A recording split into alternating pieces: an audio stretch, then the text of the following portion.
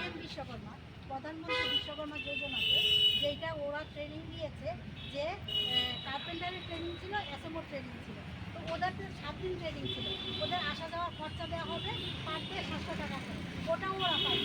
Plus certificate যে ওরা পাবে কীভাবে, ওইটাও ওদের কিছু করানো হয়নি। যখন আমি আমার উপর লেভেলে অফিসে ইনচার্জকে বললাম, বা ওদেরকে ছবি তুলে ছেড়ে দিই, তো এইটা যদি হয়ে থাকে তাহলে তারা কীভাবে জানবে কোথায় থেকে টাকা পাবে না পাবে। তাছাড়া আমরা যে 7 দিন ট্রেনিং করেছি, পার বেসে আমাদেরকে এগ্রিমেন্ট করানো হয়েছে 4000 টাকা করে।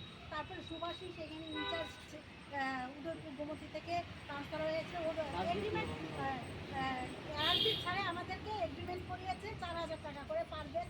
শেষ হলে আমাদেরকে টাকা দেবে।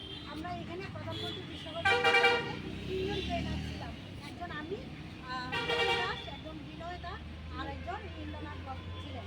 তো আমরা কেউই পাইনি। তখন আমাকে বলেছে যে আপনাকে 3000 টাকা করে দেওয়া হবে, সুভাষিস স্যার বলেছিল, কিন্তু এইটাও দেওয়া হয়নি। তারপর আলম স্যার এসছে, ও বাড়ি থেকে উনি বলছে না না, আপনি তো 12টা বেস করেছেন 3000 টাকা। এরকম যদি তারা রুলস অ্যান্ড রেগুলেশনই যদি ঠিক না থাকে তাহলে কীভাবে হবে? আর ওদের তো গরিব, ওরা তো অনেক দূর থেকে এসছে, স্টাইফেন না দেয়, ওরাদেরকে বুঝিয়ে দিতে হবে যে কোথায় কীভাবে পাবে। এইটাও হচ্ছে না, আসলে ওদের সাথে রাম ব্যবহার করে। সেই জন্যই আমরা সবাই একত্রিত হয়ে, ট্রেনার ট্রেনিং 2জন একত্রিত হয়ে আমরা আজকে হরতাল করেছি। আমাদের সব কিছু না পেলে অফিসে তালা খোলা হবে, ঠিক আছে।